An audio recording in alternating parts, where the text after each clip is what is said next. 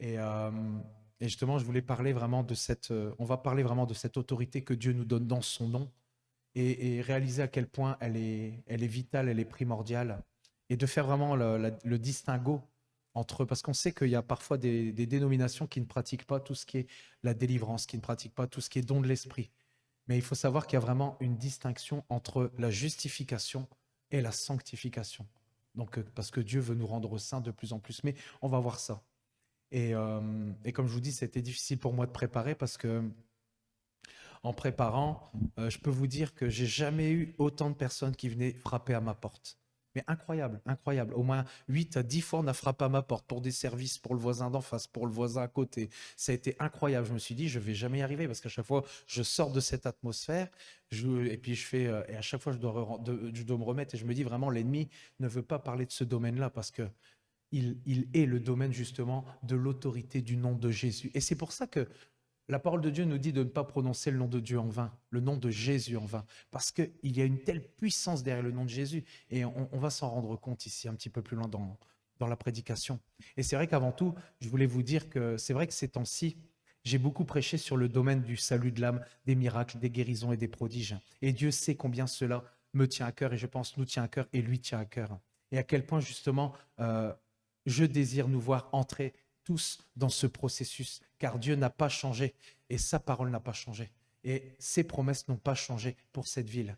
Mais nous devons continuer vraiment de persévérer. C'est vrai qu'à chaque fois, on dit toujours, on doit persévérer, on doit persévérer. C'est pour ça que sa parole de Dieu, elle nous dit à chaque fois de veiller, de prier et de persévérer, persévérer, persévérer. Et c'est celui qui sera persévérant justement jusqu'à la fin qui sera sauvé. Nous devons continuer à persévérer parce que Dieu, au travers de cela, va honorer. Parce que Dieu n'est pas menteur. Dieu, sa parole est immuable. Amen. Et justement, je voulais, avant toute chose, nous encourager et prendre justement dans Ésaïe 48. Je voudrais prendre deux petits versets pour montrer à quel point Dieu ne change pas et que sa parole est immuable. Il dit, l'herbe sèche, la fleur tombe, mais la parole de Dieu subsiste éternellement. Amen. Des promesses ont été faites pour nos vies, pour cette ville, et il va les accomplir, mais avec un peuple fidèle, avec un peuple fidèle qui marche dans ses voies et selon son cœur. Amen.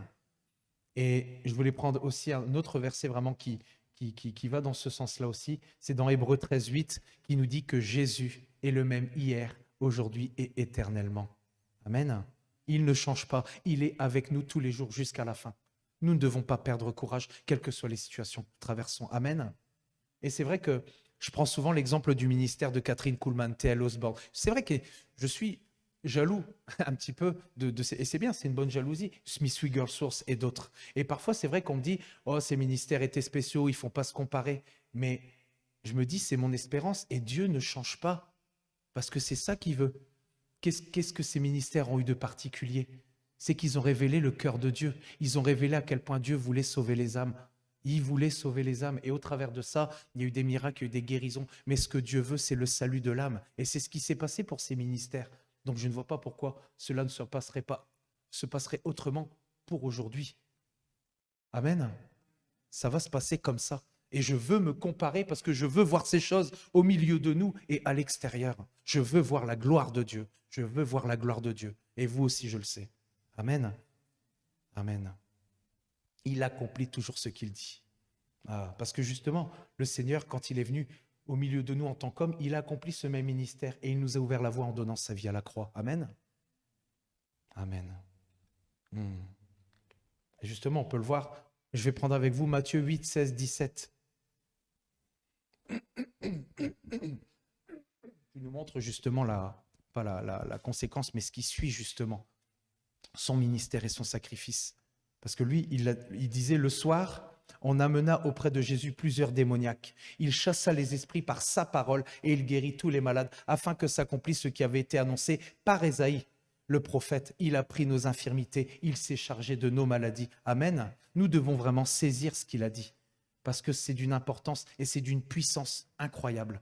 Nous devons le saisir par la foi. Et Jésus a dit que nous ferions les mêmes œuvres que lui, comme je le disais tout à l'heure, et de plus grandes encore. Imaginez-vous, de plus grandes encore. Et moi, je veux voir ces œuvres s'accomplir. Pas pour nous, mais pour vraiment le salut des âmes. Pour le salut des âmes. Et aussi au milieu de nous, parce que je sais qu'au milieu de nous, des personnes souffrent. Et vraiment, c'est ma prière, c'est que la gloire de Dieu puisse resplendir au milieu de nous et en nous pour l'extérieur. Amen. Amen. Oh oui. Et je sais que vous avez le même désir parce que nous sommes unis dans la même vision. Nous sommes vraiment unis. Je veux m'imaginer comme ils étaient dans l'église primitive quand ils disaient qu'ils n'étaient qu'un cœur et qu'une âme. C'est ça que nous devons être en Christ. Amen. C'est le lien qui nous unit. Et c'est ça. Et de plus grande encore, toujours pour les mêmes raisons, comme j'avais dit, comme je l'ai souligné tout à l'heure, pour le salut des âmes et pour notre croissance spirituelle, afin de ressembler de plus en plus à Jésus. D'où la délivrance, mais on va en parler après. Et ce qui est primordial, c'est le réveil du corps de Christ premièrement, car c'est cela qui va permettre au royaume surnaturel de Dieu d'envahir le monde naturel. Amen. Dieu veut encore aujourd'hui sauver des âmes, guérir les cœurs brisés, guérir les malades, faire des miracles et des prodiges. Et pour cela, vraiment, je vais vous parler, ou plutôt, comme je le disais tout à l'heure, je vais vous reparler du domaine de l'autorité, de la puissance du Saint-Esprit et de la délivrance. Et c'est vrai que, comme le soulignait mon mentor, enseigner, c'est répéter. Car parfois, l'homme est oublieux et c'est ce que Rosemary me disait au téléphone. Et j'étais vraiment content d'avoir eu Rosemary au téléphone parce qu'on a pu échanger. C'est vrai que l'homme est oublieux. Et parfois, c'est vrai qu'on doit aller... parce qu'il faut prendre la parole de Dieu dans toute sa globalité. Et j'avais lu quelque part que justement, il y a des dénominations, des églises qui sont centrées uniquement sur certaines choses et ils en oublient le reste, alors que toute la parole de Dieu est importante. Et alors des fois, Dieu nous permet d'aller repiocher en ramenant des fois des choses nouvelles pour certains, parce que voilà, au milieu de nous, je pense vraiment qu'il va y avoir une croissance au niveau des âmes, et c'est sûr et certain qu'on devra certainement ramener ce genre de choses. Et aussi pour tous ceux qui nous regardent. Moi, je veux vraiment faire ce que Dieu me dit, et je pense que nous voulons faire vraiment ce que Dieu nous dit. Nous voulons obéir, comme Jésus a obéi au Père. Il était sous son autorité. Oh oui. Amen. C'est ça. C'est ça, ben voilà. Je me spoil. Nous ne devons pas nous centrer sur un aspect de la parole. Et c'est le Saint-Esprit qui m'a fait, qui travaille, qui donne ces révélations, qui me fait comprendre. C'est fou. J'expérimente de plus en plus ce domaine, mais c'est vrai que parfois on se dit est-ce que c'est moi, est-ce que c'est pas moi. Mais après c'est facile. Il faut éprouver. Comme la parole de Dieu elle nous dit, il faut éprouver les esprits, il faut éprouver les pensées. Et je sais que cette pensée vraiment était de Dieu. Tout est important dans la parole de Dieu. Amen. Amen.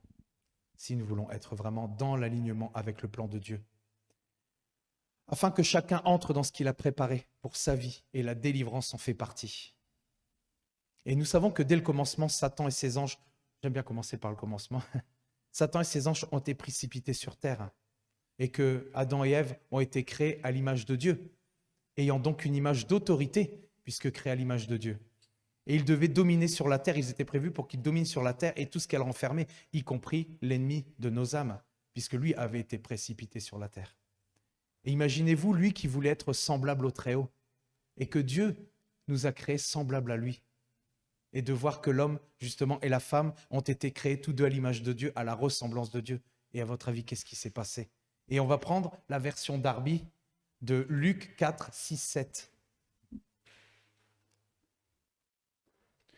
Et le diable lui dit, il parle à Jésus quand Jésus a été tenté pendant les 40 jours dans le désert, et qu'à la fin, il lui a dit, il l'a tenté à plusieurs reprises, et à un moment donné, il a dit quelque chose d'intéressant. Et le diable lui dit, je te donnerai toute cette autorité, et c'est ça qui est bien dans la version Darby, c'est ça qui est bien dans la comparaison des versions qui se rapprochent le plus de la vérité. Je te donnerai toute cette autorité et la gloire de ces royaumes, car cela m'a été donné, et je le donne à qui je veux. Si donc tu te prosternes devant moi, elle sera tout à toi. Et qu'est-ce que vous pensez des autorités du monde? Qu'est-ce que vous pensez, même au niveau je vais parler un petit peu plus évasé, au niveau de l'industrie de la musique, au niveau vraiment des acteurs, des hommes qui dirigent ce monde, parce que nous savons vers quoi ce monde converge. Et de plus en plus de lois sont abominables. Pour ceux qui travaillent dans les écoles, pour ceux qui travaillent dans l'éducation, on voit qu'ici, il y a une perversion qui est telle qu'ils essayent vraiment de pervertir nos enfants dès le plus jeune âge. Nous devons vraiment faire attention. Nous devons vraiment faire attention à l'éducation que nous donnons à nos enfants et ne rien négliger. Amen. Parce que nous savons qu'ici, on parle de cette autorité justement. Cette autorité c'est parce que Satan a corrompu l'homme. Il a péché et a perdu cette autorité que Dieu lui avait donnée. Et l'ennemi, illégitimement, car nous savons que c'est dans Jean 10, 10, mais je ne l'ai pas noté, à moins que tu l'aies noté. Dans Jean 10, 10, il est dit que le voleur ne vient que pour dérober, égorger et détruire. Le voleur, c'est Satan, mes amis. Il a vraiment Nous avons été déchus de cette autorité et nous sommes tombés sous le joug, sous sa domination. Nos premiers parents sont tombés sous le joug, sous la domination de l'ennemi. C'est pour ça qu'il a eu cette autorité. C'est comme ça qu'il l'a prise. Il ne l'a pas reçue, il l'a volée. Amen. Je voulais vraiment prendre dès le début pour vous montrer à quel point on a un Dieu extraordinaire qui nous a de nouveau redonné cette autorité que nous avions perdue. Il a essayé de soumettre aussi Jésus sous son autorité, mais en vain. Jésus était lui-même soumis à la volonté et à l'autorité du Père. Amen. Et on va le prendre dans Jean 8, 28. Jésus donc leur dit, « Quand vous aurez élevé le Fils de l'homme, alors vous connaîtrez ce que je suis et que je ne fais rien par moi-même, mais que je parle selon ce que le Père m'a enseigné. » Et c'est vrai que dans Marc, on voit un petit peu les religieux de l'époque qui voyaient les miracles, qui voyaient les prodiges, et ils disaient, mais par quelle autorité fais-tu ces choses? Et après, Jésus leur posait une question et il leur dit, si vous répondez à cette question, je vous dirai par quelle autorité je fais ces choses. Donc, on voyait bien qu'il n'était pas qu'il n'agissait pas par sa propre autorité, mais que lui-même était sous l'autorité du Père. Et nous, maintenant, nous sommes sous l'autorité du Fils. Amen. Nous avons cette autorité dans le nom de Jésus. Mais comme Jésus est Dieu, nous avons vraiment cette autorité qui est déléguée par Dieu, en Jésus. Amen. Amen. Alors, où est-ce que j'en étais? Et c'est vrai que la parole de Dieu nous dit qu'en toute situation, il faisait toujours ce que le Père lui demandait, lui enseignait, et ça, vous pouvez reprendre le passage où il en parle. Il faisait toujours ce que le Père lui demandait, lui enseignait, et que c'était lui qui faisait les œuvres en lui. Et Jésus cherchait toujours à lui être agréable. Et je vais prendre avec vous justement, voilà, c'est ça, il cherchait toujours à lui être agréable. Est-ce que ça c'est est-ce que nous vivons selon ça? Est-ce qu'on fait tout ce que Dieu nous demande? Comment je dirais ça? Est-ce que c'est lui qui est au centre de nos vies? Est-ce que c'est lui qui trône sur nos cœurs? Est-ce que nous voulons lui être agréable? Parce que si c'est le cas, alors il n'y a aucune raison pour que nous puissions vraiment avoir cette autorité pour agir dans le monde spirituel. Amen. Et je vais prendre avec vous justement quelque chose d'important dans Colossiens 2, 14, 15.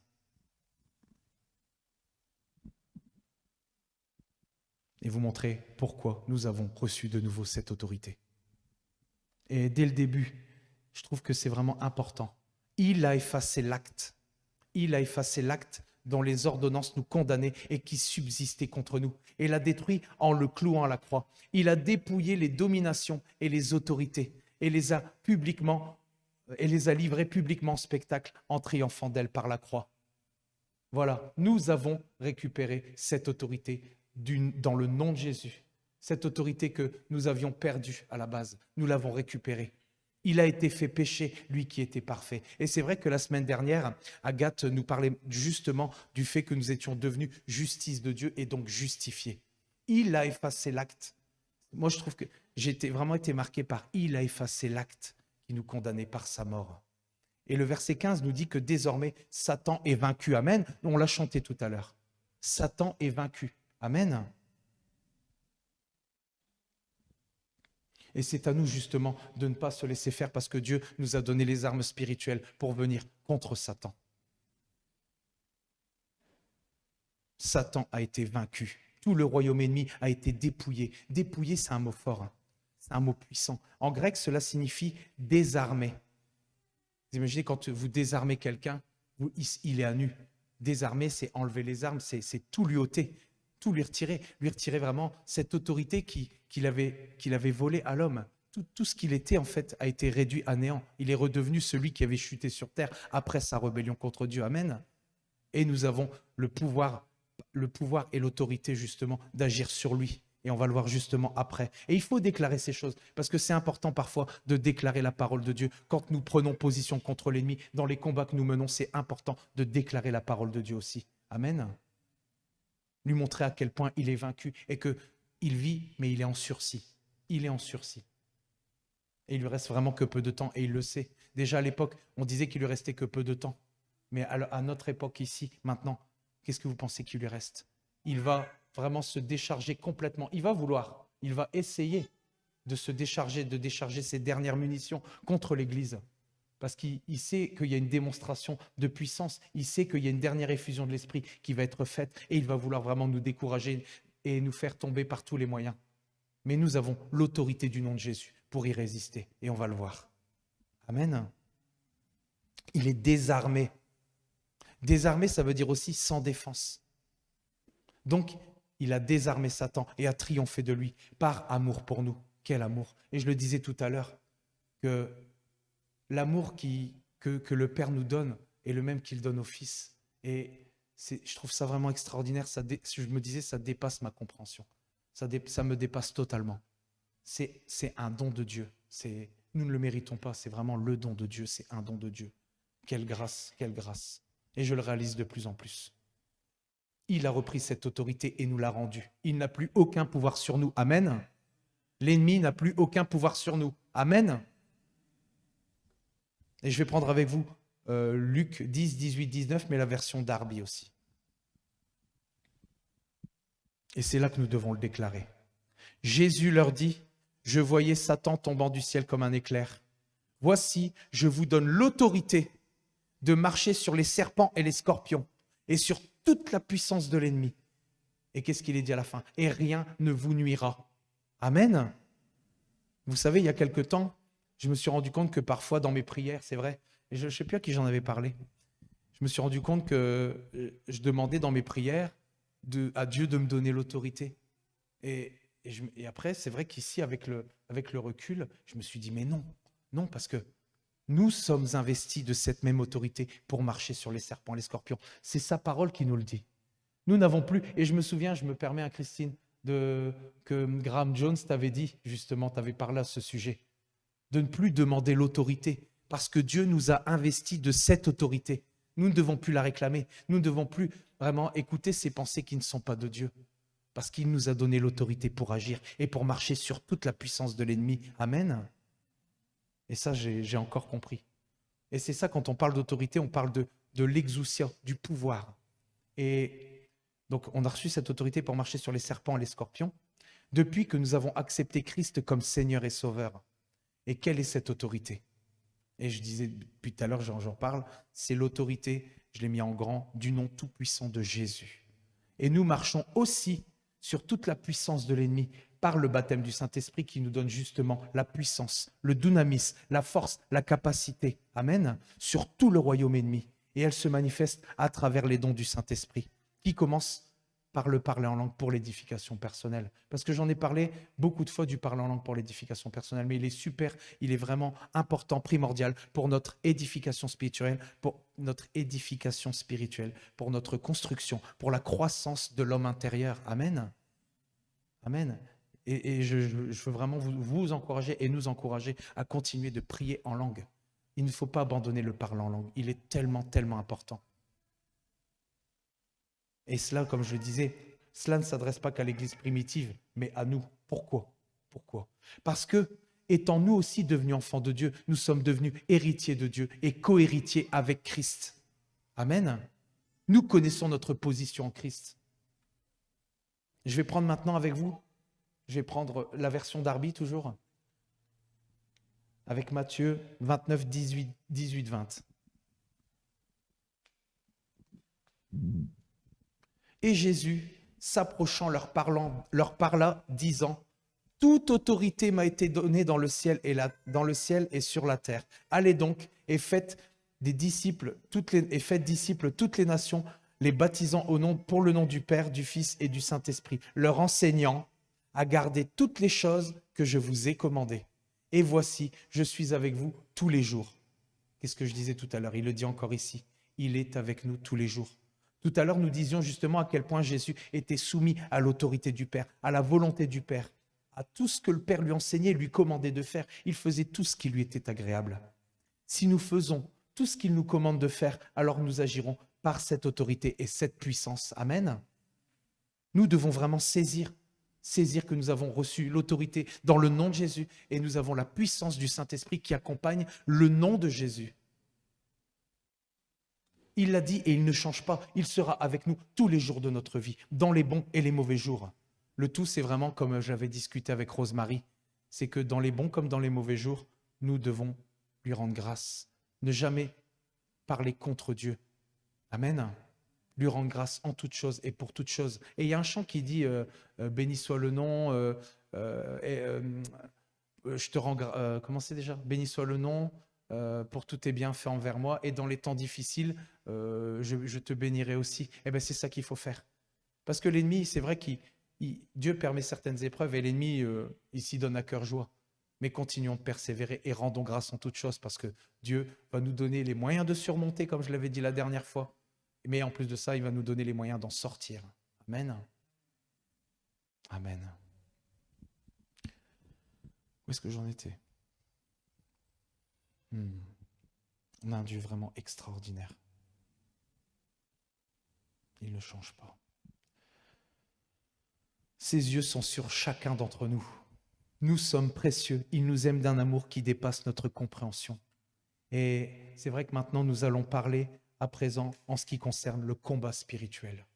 Après avoir bien parlé justement de l'autorité du nom de Jésus, on va parler un peu du combat spirituel. Et ne jamais, en toute situation, en toute circonstance, nous tromper de combat. Parce que c'est très facile. Je vais prendre avec vous 2 Corinthiens 10, 3, 5.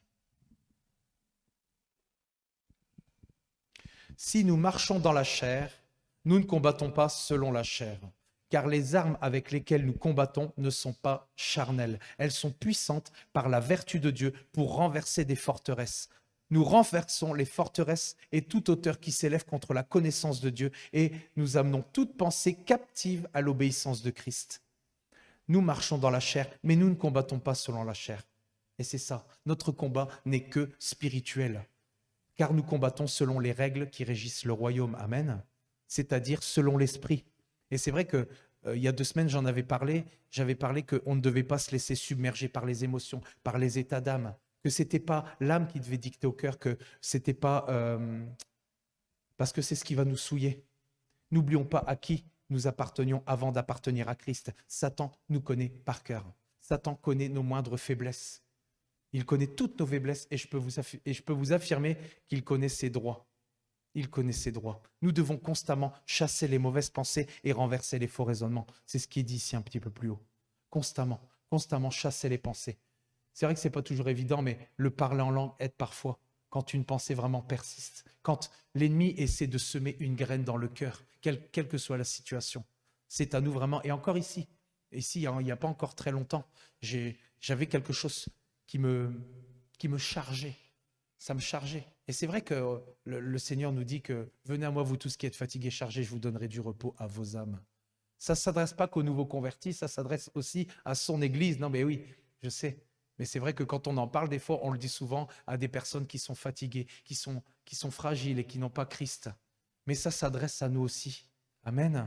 Et justement, je voulais en venir avec ça, que voilà, j'étais chargé. Et c'est ce que je disais la dernière fois à Valérie. J'ai demandé vraiment au Seigneur de me décharger de cette situation. Mais je l'ai fait avec sincérité. Je l'ai fait vraiment de tout mon cœur. Et bien, vous savez quoi? Cette chose-là qui était là, et c'est vrai, c'est pas palpable, mais c'est comme si ça l'était. Ça a complètement quitté mon fort intérieur. Et je me suis retrouvé vraiment avec cette paix en Christ, cette joie. Amen. Que seul l'Esprit peut nous donner. Nous ne pouvons pas produire cette paix, nous ne pouvons pas produire cette joie. Et je le disais la dernière fois, à quel point dans les situations graves de nos vies, il est important vraiment de pouvoir vraiment demander au Seigneur de nous donner sa joie et sa paix.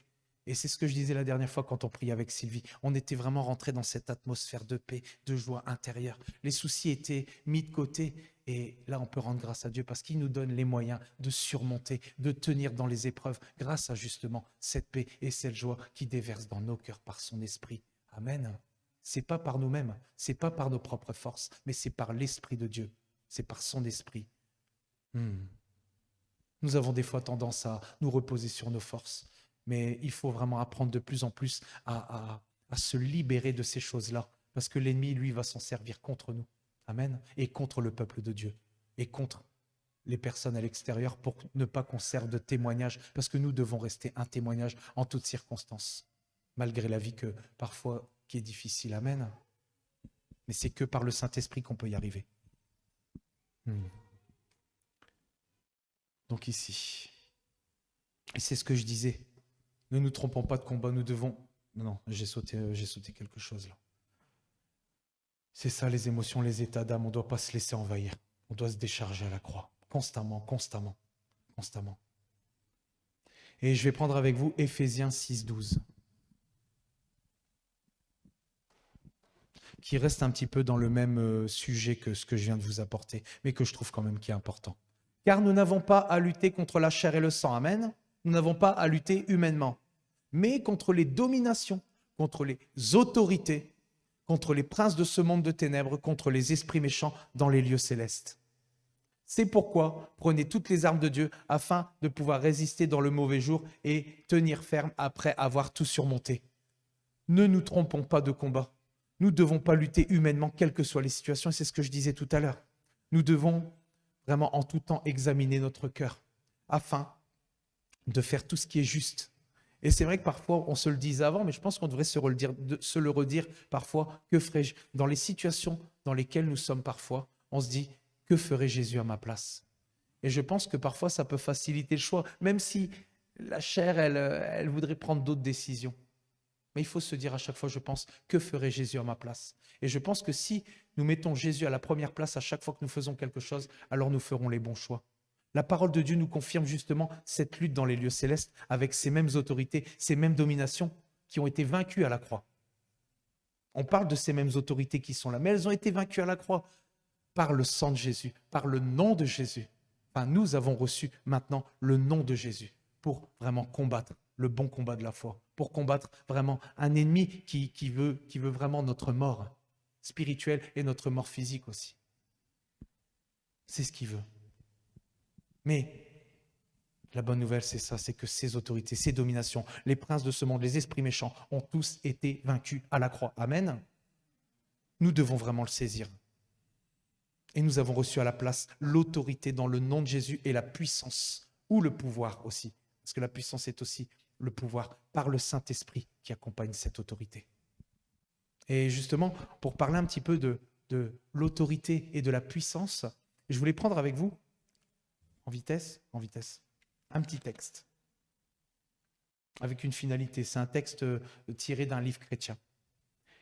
Et on va parler justement de la police, pour illustrer cette autorité et cette puissance. Et on dit que l'agent de police est un exemple d'autorité et de pouvoir, donc de puissance. Il se lève le matin et avant d'aller au travail, met son uniforme et son insigne. Chacun, à la vue de ceux-ci, reconnaît son autorité. C'est vrai que quand nous voyons quelqu'un, un policier dans la rue, on reconnaît tout de suite son autorité. Parce qu'il est en plus, il est accrédité. Ah, ça vous dit peut-être quelque chose, non? Et justement, il est accrédité. Mais il y a toujours des hors-la-loi qui ne respectent pas cette autorité. Aussi, l'agent de police attache à sa ceinture sa matraque et son revolver. Alors, il a le pouvoir, la puissance de faire respecter son autorité. Amen.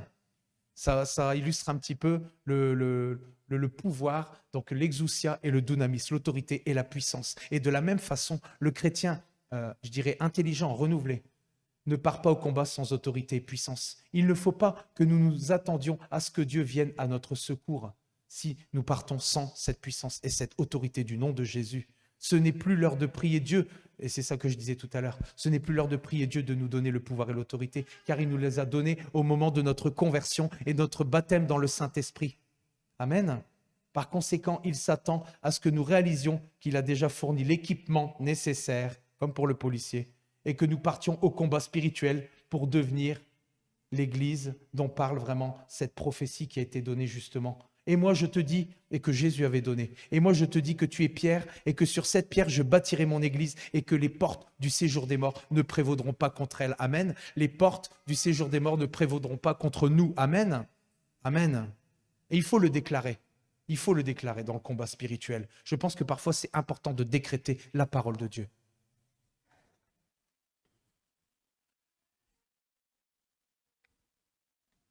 J'ai l'air de m'emballer, mais c'est parce que j'ai vraiment cette...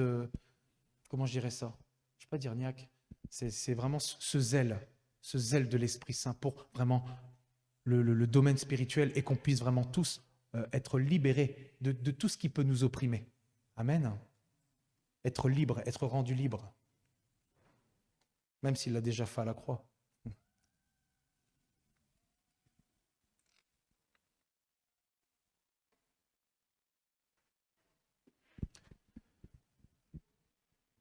Et c'est ça, quelles que soient les situations que nous traversons dans nos vies, au travail, à la maison ou au milieu de nous, nous ne devons jamais, absolument jamais perdre de vue que nous sommes tous dans le même bateau.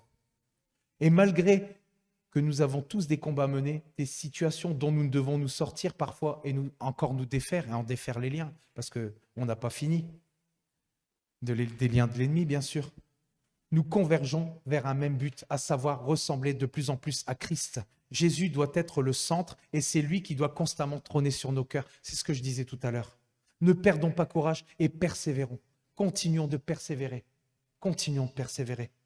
Nous allons justement voir ici comment être libérés et délivrés de tous les assauts de l'ennemi, car le domaine de la délivrance est primordial pour Dieu, afin de croître, d'être régénéré et renouvelé dans l'homme et la femme intérieure. Amen. Je vais vous parler d'un aspect parce que le domaine de la délivrance est assez vaste. Je vais vous parler de ce que j'ai pu préparer aujourd'hui. Et je vais prendre avec vous Matthieu 21, 12, 13.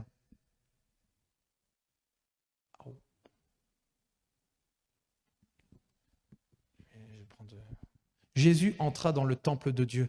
Il chassa tous ceux qui vendaient et qui achetaient dans le temple. Il renversa les tables des changeurs et les sièges des vendeurs de pigeons. Et il leur dit, il est écrit, ma maison sera appelée une maison de prière, mais vous, vous en faites une caverne de voleurs. Et c'est vrai que sur le coup, on se dit, mais qu'est-ce que ça vient faire là? Et j'ai pris ces versets qui sont aussi une image de l'homme intérieur. Car de même que Christ a chassé tous ceux qui commerçaient dans le temple de Dieu, qui devaient normalement demeurer saints, il veut aussi, par son esprit, faire le nettoyage des esprits impurs qui siègent encore en nous, et que la maison qui est notre être intérieur soit nettoyée et devienne de plus en plus sainte. Car Dieu nous appelle à la sainteté. Et il a dit, vous serez saints car je suis saint. Nous sommes le temple du Saint-Esprit. Amen. Nous sommes le temple du Saint-Esprit. Et je vais prendre avec vous 1 Thessaloniciens 4, 3, 4. C'est une version normale. Chaque fois, j'essaie de spécifier parce que je prends des fois Darby, des fois Louis II 21. Ça dépend un petit peu. C'est vraiment extraordinaire ces versions vraiment qui permettent d'avoir parfois un peu plus d'éclaircissement sur le sujet, sur les versets. Ce que Dieu veut, c'est votre sanctification. C'est que vous vous absteniez de l'impudicité. C'est que chacun de vous sache posséder son corps dans la sainteté et l'honnêteté. Amen. Et je vais prendre un autre verset avec vous qui illustre bien aussi ça. Mais là, c'est la version Louis II 21 dans Hébreux 12, 14. Qui dit « Recherchez la paix avec tous et la progression. » La progression. Parce que c'est vrai qu'on peut parler à chaque fois, Dieu désire que nous soyons saints comme lui est saint. Mais ici, j'aime bien parce que dans cette version-là, il dit avec tous et la progression dans la sainteté qui nous montre bien que tout ne sera pas enlevé d'un coup, que c'est un cheminement de sanctification en sanctification, de gloire en gloire en gloire, pour ressembler et arriver à la parfaite stature de Christ. Amen. Parce que sans elle, et ça c'est ça qui est important, et on le voit juste après, et on va en parler à la fin avec David Wilkerson, sans elle, personne ne verra le Seigneur. Personne. On a un Dieu saint. Et j'aime bien parfois comment Leïla peut apporter le fait que de la sainteté de Dieu, vraiment de comment je dirais ça, j'arrive pas à m'exprimer là, de l'importance de... On a un Dieu saint, mais comment... À chaque fois que Leïla le dit, ça m'impacte en fait. On a vraiment un Dieu saint, 3 fois saint, et il veut que nous aussi nous puissions rentrer dans ce processus. Ce n'est pas à abandonner, parce que c'est vrai que des fois on peut se dire « Ah, c'est peut-être moi », mais il ne faut rien négliger. Il ne faut rien négliger. Ce que nous devons bien comprendre ici, c'est que par la mort de Christ, nous sommes devenus justice de Dieu. Et Agathe nous l'a vraiment très bien apporté la semaine dernière. Ouais, c'est ça, la semaine dernière. Et il y a 3 semaines. Il a été fait péché. Et justement, c'est ça que je disais tout à l'heure, l'importance. Cet acte a brisé ce mur de séparation entre nous et Dieu. Nous sommes désormais justifiés. Nous sommes devenus justice de Dieu. Et il a reçu le pouvoir de nous sauver parfaitement. Ensuite, là on parlait par sa mort. Ensuite, par sa résurrection, étant devenus de nouvelles créatures et marchant en nouveauté de vie, il nous amène de plus en plus à la perfection. Nous ne devons rien mettre de côté. Amen. Il nous amène de plus en plus à la perfection. Et je vais prendre avec vous 2 Corinthiens 3, 17, 18. La version Summer, cette fois-ci. Cette fois-ci, la version Summer. Le Seigneur dont parle le texte, c'est vrai que, ah ouais, Summer, oh, il y a tout, c'est bien, ça, on a toutes les versions. C'est vraiment bien. Le Seigneur dont parle le texte, c'est l'Esprit. Et là où est l'Esprit du Seigneur, là règne la liberté. Et nous tous qui, le visage découvert, contemplons comme dans un miroir la gloire du Seigneur, nous sommes transformés en son image dans une gloire dont l'éclat ne cesse de grandir, de gloire en gloire en gloire. Et c'est vrai qu'on se dit, mais de gloire en gloire, ben c'est ça. Dans une gloire dont l'éclat ne cesse de grandir. Parce que nous nous conformons de plus en plus à Christ. Nous redorons de plus en plus cette image, l'image de Christ que nous avions à la base. Amen. C'est là l'œuvre du Seigneur, c'est-à-dire de l'Esprit. C'est l'Esprit qui accomplit cette œuvre en nous. Nous ne pouvons pas... Ça va? Ah ouais, ça va, parce que nous ne pouvons pas accomplir cela par nous-mêmes. Et c'est vrai que dans le monde, j'en parle des fois au personnel, à l'usine et tout. Bon, de toute façon, j'en parle vraiment, je commence à parler de plus en plus. Quand on dit chasse le naturel et il revient au galop, ça c'est quand on n'a pas l'Esprit de Dieu. Ça c'est quand on n'a pas Dieu et qu'on n'a pas son Esprit. Alors ça revient à chaque fois. On peut dire, ça va partir un moment. Parce que souvent, il y a les bonnes résolutions. On parle des fois, les gens des fois attendent la nouvelle année pour dire ah, cette année, j'ai pris des bonnes résolutions. Et 2 mois après, on dit alors, ils reviennent dans leur position initiale. Parce que par nous-mêmes, nous ne pouvons rien. Par nous-mêmes, nous sommes sans force. Amen. Nous sommes sans force. C'est l'Esprit de Dieu qui agit. Oh oui. C'est ça, Jésus par son Esprit nous permet de ne plus chuter dans le péché. C'est un cheminement, une progression de sanctification en sanctification, de liberté en liberté, de gloire en gloire. Car nous avons un Dieu saint, et nous l'avons chanté, un Dieu 3 fois saint, qui désire que nous marchions en nouveauté de vie constamment. Car nous ne sommes plus sous la loi du péché et de la mort, mais sous la loi de l'esprit de vie, qui communique la vie de Christ. Et Romains 8,2 nous dit, en effet, la loi de vie de l'esprit en Jésus m'a affranchi de la loi du péché et de la mort. Amen. Nous ne sommes plus sous la loi, mais sous la grâce. Et c'est l'Esprit de vie qui accomplit cette œuvre en nous. Amen. Et justement, Catherine Kuhlman, elle a dit, et c'est vrai que c'est déjà ressorti plusieurs fois, elle a dit qu'elle avait vécu jusqu'à 1000 morts. Et c'est vrai qu'à mon avis, cette femme-là, elle est morte à beaucoup de choses et elle a eu beaucoup de délivrance aussi. Car à cause des péchés passés, des péchés par héritage de nos ancêtres, les esprits impurs ont cohabité en nous parce que ce sont des squatteurs.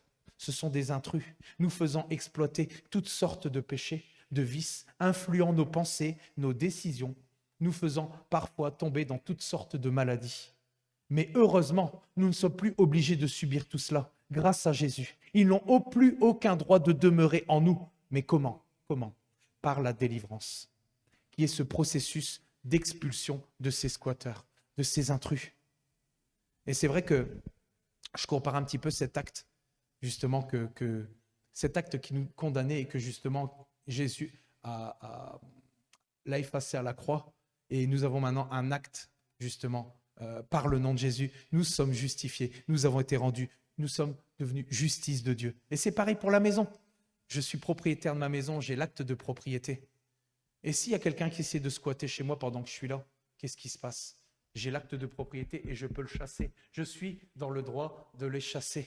Amen. Je peux chasser les squatteurs, même si maintenant, ils ont fait des très mauvaises lois. Hein. Parce que quand on voit parfois ici, on se dit, mais jusqu'où ça va aller? On voit que maintenant, quand les gens ne sont plus chez eux, en fait, quand il y a des squatteurs, ils ont le droit de rester. Ça, franchement, ouais. Ah ouais, Bernard, ça t'étonne? Ouais, ils n'ont plus le droit, de les chasser. Ah ouais, ce monde devient fou. Ce monde devient fou. Ah ouais, c'est ça en France. Ça devient... Mais qu'est-ce que vous voulez? Je vous ai parlé des autorités tout à l'heure et on sait vers quoi ce monde s'en va. Ah là là. C'est ça. Et pour marcher vers la délivrance, il faut d'abord, justement, il va y avoir quelques clés justement pour marcher vers la délivrance. Je n'ai pas su exprimer tout ce que je voulais exprimer, mais en tout cas, j'espère que ce sera bien compréhensible par rapport à ce que j'ai reçu. Pour marcher vers la délivrance, il nous faut d'abord être honnête avec soi-même et avec Dieu. Ne garder aucune zone d'ombre, car tout péché non confessé donne un droit à l'ennemi, donc pas de compromis. Amen. Pas de compromis avec l'ennemi.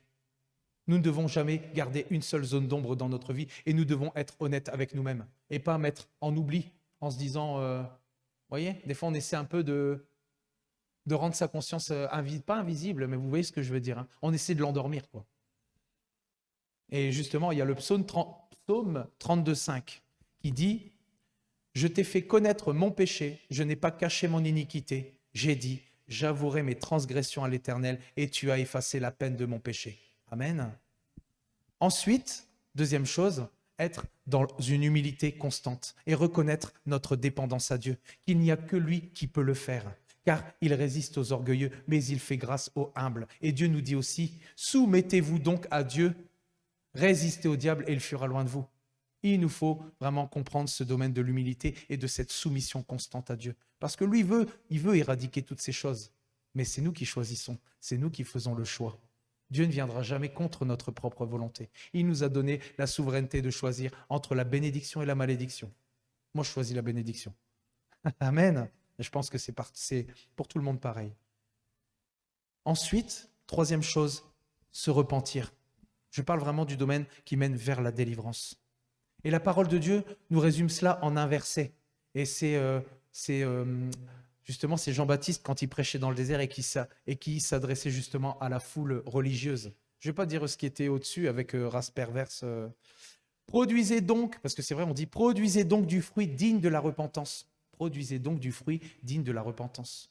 C'est-à-dire se détourner complètement, sans compromis, prendre une décision radicale, prendre position, haïr et renoncer à ce péché. C'est plus que des paroles. Parfois, cela inclut une action. Ça, il ne faut pas l'oublier. Et ça m'est déjà arrivé aussi de bazarder des trucs de chez moi. Il faut parfois pas oublier que cela, ce n'est pas juste en parole, mais des fois, cela demande une action. Et on le voit très bien dans Actes 19, 18, 19. Ah, je m'en l'ombre. Plusieurs de ceux qui avaient cru venaient confesser et déclarer ce qu'ils avaient fait. Et un certain nombre d'entre eux qui avaient exercé les arts magiques, ayant apporté leurs livres, les brûlèrent devant tout le monde. On en estima la valeur à 50 000 pièces d'argent. Donc, il y a eu un acte après la repentance, c'est se débarrasser tout ce qui a trait au péché, tout ce qui a trait à ce péché en particulier, n'importe quel péché. S'il y a une action à faire comme là, ils se sont débarrassés de tous leurs livres avec les incantations et tout, ils ont tout brûlé. Pourtant, ça leur a coûté, il est dit ici. Et parfois, c'est vrai. Parfois, c'est vrai que ça nous coûte, mais on doit le faire. C'est comme ça. Amen. Nous devons bien comprendre que tout est en relation avec ce péché, car renoncer signifie rompre définitivement avec les œuvres de l'ennemi. S'il y a eu, par exemple, je vais dire une bêtise, des jeux de rôle et tout, alors à ce moment-là, s'il y a ça chez nous, il faut s'en débarrasser. C'est ça que je veux dire. Et c'est à tous les niveaux. Ça peut être des disques de musique, ça peut être plein de choses. Ça peut être beaucoup de choses. Il y a tellement maintenant je parle au niveau des disques et tout, mais il y a tellement de musique profane, il y a tellement de choses. Mais moi, je sais que tout ça, bon, maintenant, maintenant c'est facile d'effacer les musiques, hein. On met le MP3 et hop, on enlève la liste, hein. C'est plus comme avant avec les disques, les vinyles et tout ça, quoi. Mais tout ça pour vous dire vraiment que parfois, il y a un acte qui vient justement derrière ce phénomène de repentance. Et il ne faut pas l'oublier. Il ne faut pas mettre en oubli en disant qu'on a demandé pardon, qu'on a été délivré et qu'on garde certaines choses. On doit vraiment, comme l'a dit ici cette définition, rompre définitivement avec les œuvres de l'ennemi. Amen. Ensuite, prochaine étape, le pardon. Car Dieu pardonne gratuitement à tous ceux qui demandent le pardon en son Fils, par son Fils. Et 1 Jean 1,9 nous dit, si nous confessons nos péchés, il est fidèle et juste pour nous les pardonner et pour nous purifier de toute iniquité. Amen. Et cela inclut obligatoirement, car ce n'est pas une option, de pardonner à tous ceux aussi qui nous ont causé du tort. Et c'est vrai, j'en parle beaucoup du pardon, mais c'est important, c'est primordial. Tous ceux à qui nous devons demander pardon et tous ceux à qui nous devons pardonner, nous devons exécuter et faire la chose. Il n'y a pas d'option. Parce que la parole de Dieu elle nous dit que si nous ne pardonnons pas, des fois je m'emballe, hein, que si nous ne pardonnons pas les hommes, alors le Père ne nous pardonnera pas non plus. Nous devons pardonner et demander pardon quand il est nécessaire. Amen. Amen. C'est absolument nécessaire pour cette délivrance-là. Ensuite, De plus en plus, on marche de plus en plus vers la délivrance. Ensuite, je vais vous parler de la prière et du combat dans l'autodélivrance. Donc, la prière et le combat. La prière est adressée à Dieu, à qui nous demandons de nous délivrer et de nous libérer dans l'autorité du nom puissant de Jésus. N'oublions pas, depuis tout à l'heure on en parle, l'autorité du nom puissant de Jésus. Il ne faut pas jamais oublier de le mentionner. Et à chaque fois, c'est vrai, même les apôtres, les disciples, souvent quand ils faisaient que ce soit une guérison ou autre, ils disaient au nom de Jésus, au nom de Jésus. Amen. Même les apôtres, quand ils ont été envoyés, ils ont vu que le nom de Jésus était puissant. Ils sont revenus et ils étaient même, je dirais, tout excités parce qu'ils disaient que les démons étaient soumis. Et c'est là que Jésus leur a dit, attention, il ne faut pas vous réjouir de ce que les démons vous soient soumis, mais de ce que vos noms sont inscrits dans le livre de vie. Amen. Amen. Parce que c'est une grâce que Dieu nous a donnée pour reprendre justement cette autorité. Dans le nom de Jésus. Ne l'oublions pas. Où est-ce que j'en étais ? C'est ça. Donc je parlais de l'autorité du nom puissant de Jésus, tandis que, donc là je parlais de la prière adressée à Dieu, tandis que le combat, lui, s'adresse à l'ennemi de nos âmes. Et l'autodélivrance est donnée à tout chrétien qui a accepté de devenir justice de Dieu. Donc qui s'est repenti, qui s'est converti, qui s'est tourné vers Dieu et qui a accepté Christ. Amen. Je le dis parce que des fois, il y a des nouvelles personnes et tout, je pense que c'est important de dire les choses. Maintenant, je vais prendre avec vous Marc 16, 17, version Darby. C'est quelle version que tu as ? C'est la version aussi Ouais. C'est la normale, c'est la Louis II. Ah ouais, la 21, ok. Ah ouais, ok. Bah c'est bien quand même d'avoir toutes ces versions. Je ne savais pas qu'on les avait jusqu'à il y a 3-4 semaines. Je trouve ça vraiment bien. Et donc c'est ça, l'autodélivrance est donnée à tout chrétien qui a accepté de devenir justice de Dieu. Et qu'est-ce qu'il nous dit dans Marc 16, 17 ? Et ceux sont ici les signes qui accompagneront ceux qui auront cru en mon nom, dans le nom de Jésus. En mon nom, ils chasseront les démons. Amen. Avons-nous compris désormais la clé dans ce verset ? Il a dit, en mon nom, ils chasseront les démons. Donc la clé est la foi et l'assurance que nous mettons dans l'autorité du nom de Jésus. Amen. Quand nous le faisons, nous prenons position contre cet esprit. Donc je parle toujours dans le domaine de la délivrance. Et suite à justement ces étapes qui ont lieu juste auparavant. Quand nous le faisons, nous prenons position contre cet esprit. Nous lui commandons de partir dans le nom de Jésus avec foi, assurance et détermination. Et il ne tiendra pas, ça je vous le dis, car Jésus est le libérateur. Amen. Et le nom de Jésus fait trembler le deuxième ciel, ça il faut le savoir. Prenons conscience que quand nous invoquons le nom de Jésus, nous rassemblons toutes les forces célestes du troisième ciel dans le royaume de Dieu. Nous proclamons un nom qui incarne la puissance. Amen. Nous devons, et je le mesure de plus en plus, nous devons mesurer l'importance de la puissance du nom de Jésus. Parce que c'est ce qui va nous sortir des situations. Si nous proclamons avec foi, avec détermination, avec assurance. Amen. Amen. Je laisse un peu pendre mon bras parce qu'il fait dodo. Et c'est vrai que dans la semaine, justement, j'avais... Ouais. Ah ouais. Si j'ai là, ça fait, ouais, je loue Dieu en toute situation. Et c'est vrai que dans la semaine, j'ai prié pour quelqu'un. Et je ne vais pas m'étaler là-dessus parce que justement, moi, je voulais parler de l'autodélivrance aujourd'hui. Et c'est vrai que parfois, nous avons besoin d'aide, je vais dire. Quand par exemple, comme je le disais ici, quand par exemple, ça prend trop d'ampleur ou trop de place dans notre vie. Mais ce que je peux vous dire, c'est que l'ennemi ne peut pas tenir quand on le chasse avec cette autorité, au-dessus de toute autorité. Amen. Ce qu'il ne faut pas oublier, c'est de ne pas laisser de vide une fois l'esprit chassé. Car sinon, il peut revenir plus fort. On connaît avec l'homme fort et celui qui s'est fait lier par l'homme fort. Nous devons tenir ferme. C'est ça, et le verset, il le dit. C'est pourquoi, donc Éphésiens 6, 13, c'est pourquoi prenez toutes les armes de Dieu afin de pouvoir résister dans le mauvais jour et tenir ferme après avoir tout surmonté. Je pense aussi que tenir ferme après avoir tout surmonté peut dire aussi par rapport à la délivrance, de garder sa délivrance, de maintenir cette délivrance. Mais on ne doit pas laisser de vide une fois l'esprit chassé. Nous devons rechercher constamment la présence de Dieu, apprendre à le connaître plus et rester attachés à lui si nous voulons porter du fruit de l'esprit, je dirais. Parce que c'est vrai qu'on dit porter du fruit. Mais je pense qu'on peut aussi parler du fruit de l'esprit. Et c'est ce que je priais justement avec cette personne.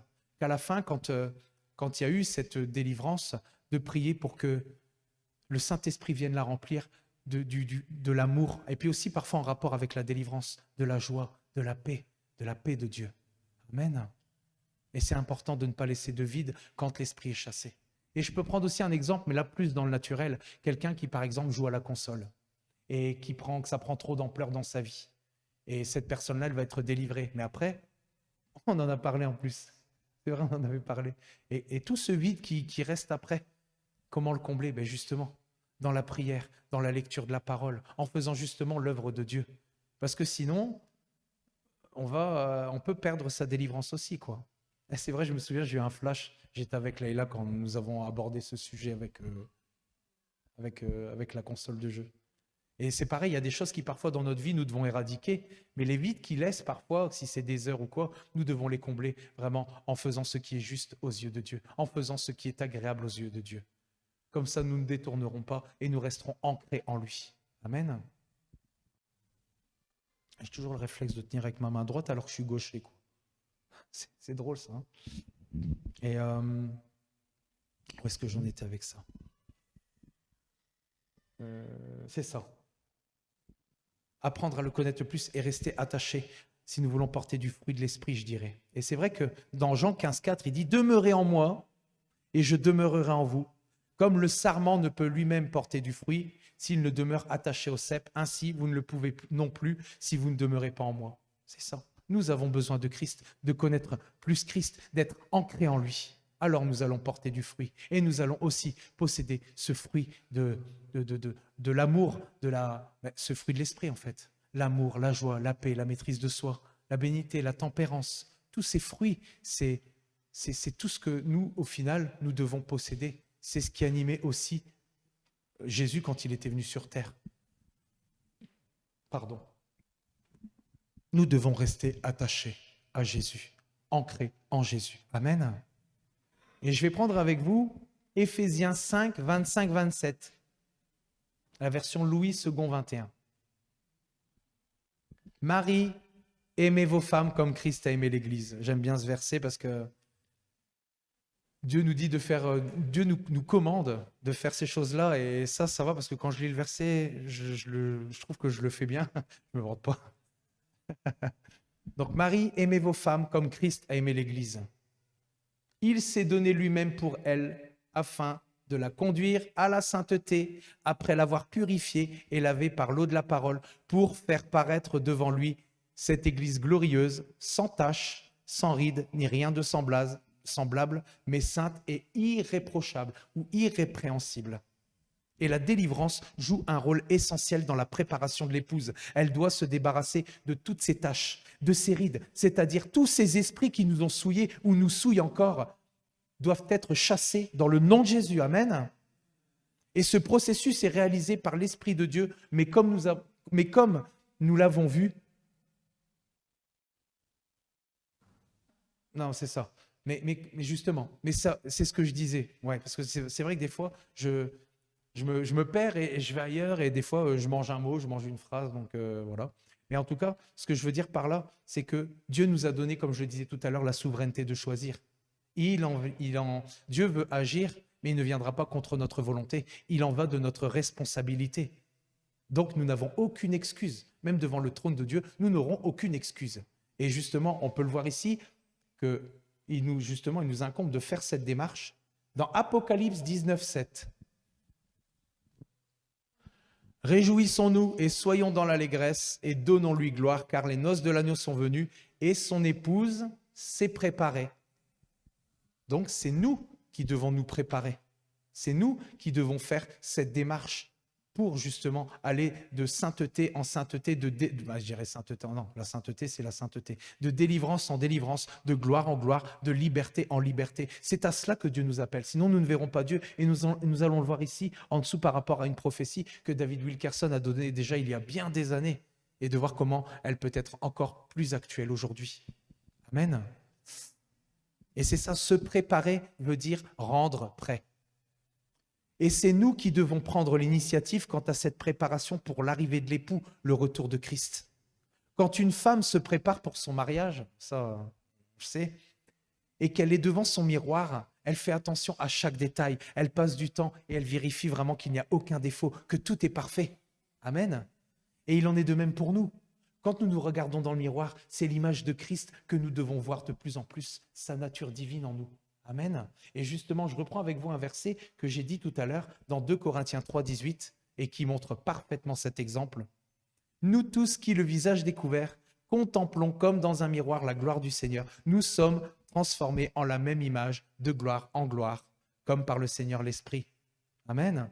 Je trouve que c'est vraiment une belle image pour illustrer vraiment ce fait que, oui, nous contemplons comme dans un miroir l'image de Christ, parce que justement, nous voulons de plus en plus contempler sa nature en nous.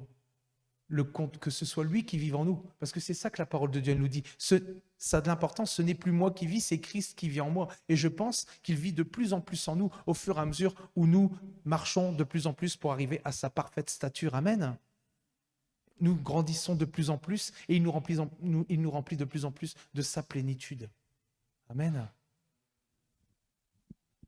Christ vit en nous. Ce n'est plus moi qui vis, c'est Christ qui vit en moi. Je pense que c'est un verset qui frappe et qui est important.